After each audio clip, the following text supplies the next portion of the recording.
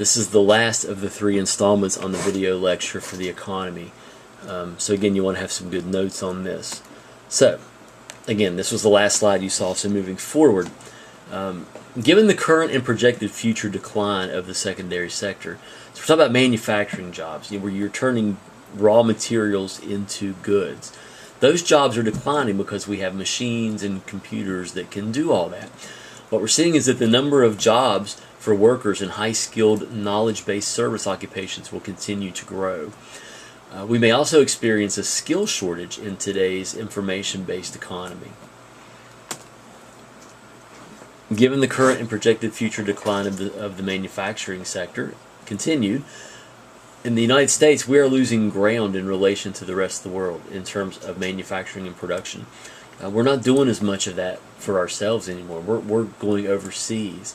We're depending largely on foreign imports because we don't do that kind of work here, because we have machines and computers that do some of that here, and it's easier and cheaper to import this stuff.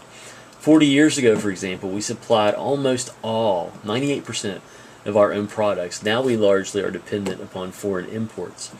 And a lot of people argue this is a problem, especially when you look at things like oil, which is refined into gas for our cars. We have a huge dependency on other parts of the world for oil. And a lot of people say this is a problem because now we become dependent upon these other countries who may or may not even like us, or who may hold that over our heads, charge us, just really, really high rates, when we could be producing it, manufacturing it ourselves, and saving money. So, you can debate that or think what you want about that. It's obvious that by virtue of living in a global economy, and we do live in a global economy, what that means is that we're all interlinked and interdependent. Every country depends on every other country to get things that they need. If you call for customer service for a product, very likely you may be talking to someone who is working in a different country, who's going to help you get an answer to your question. So, we're all connected, even more so today than ever. So with this by living in a global economy fueled by rapid technological advances, we're witnessing reduced workforce needs. We're seeing changed workforce needs. The workforce of 20, 30, 40, 50 years ago is not the workforce of today. This idea of a 9-to-5 job where you wake up and you pack your lunch and you go work in a building or a factory and then you come home, those jobs they're there still, but they don't exist quite as much because technology has changed all that. People are working at home more. They're working in different places. We'll talk more about that. Eliminated distance restrictions for work. It used to be you would have to drive to get to work. Every time you needed to get to work, you would have to drive to a building or a factory. I'll use myself as an example. When I started working almost 20 years ago in the prison system, I would have to drive in my car to all the different prisons, and they're located all over the state, all the way up in Wheeling to the Eastern Panhandle, all the way down south. It's a lot of driving, and it would take time and money to do that. Now with technology, with telemedicine, the idea of satellite TVs, I can go into one office in Charleston and hook up to a satellite to a TV in every prison in the state and not have to drive there. I can interview inmates, I can do therapy and counseling over the TV, and it's acceptable to do so. So these distance restrictions aren't quite there. You've heard of GoToMeeting.com. It saves money and time. And a local workforce fueled by a global economy. Even people who work right here close to home, we count on other people, and our livelihoods are contingent upon forces that are happening in different parts of the world. Whether it's oil in the Middle East, whether it's stuff that's being manufactured in China or Japan, whatever the case may be, we count on that stuff that's happening in different parts of the world to give us what we need here. Now, something else that we're seeing that's disturbing is the rise of what's called contingency work. Now, contingency work, this is any job that does not have a contract for long-term employment, or any job in which the hours may vary from time to time. This is any job that's not 40 hours a week that comes with benefits. It can be part-time, it can be 20 hours, 30 hours a week. And what we're finding, the alarming thing that we're finding within our economy now, is that that companies are not offering as many full-time jobs. They're offering a lot of part-time jobs or a lot of contingency work. And it's beneficial to do so. If I'm a manager of a company and I have 20 of you, would I rather pay all 20 of you full benefits with a 40-hour week? Because now I have to pay health insurance. I have to pay into that, which is really expensive. Or would I rather break it up into 40 20-hour-a-week jobs where everybody's part-time or contingent?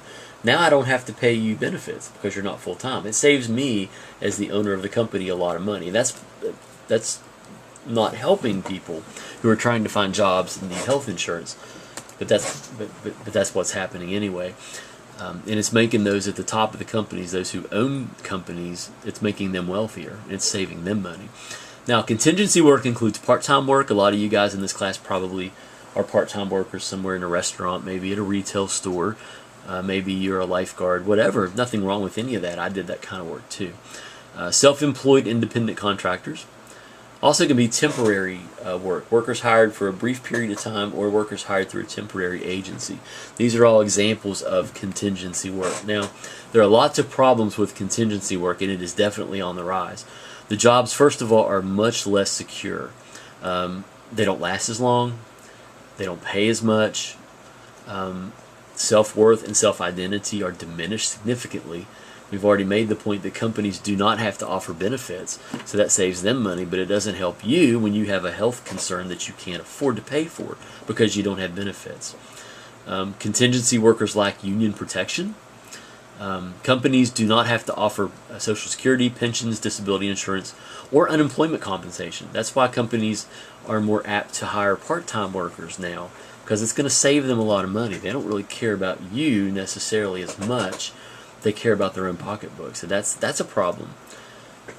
And you see it, the growth in types of employment from 1970 to 1990. All employment rose 54%. Voluntary part-time, this is people just of their own will working part-time because they want to, rose 57% in that 20 years. Involuntary part-time, in other words, people who don't want to get into the workforce but they have to work an extra part-time job or have to come out of retirement because they can't pay their bills. 121% growth rate. That tells you how bad the economy has been. Temporary work has risen 211%. So you can see the trends here.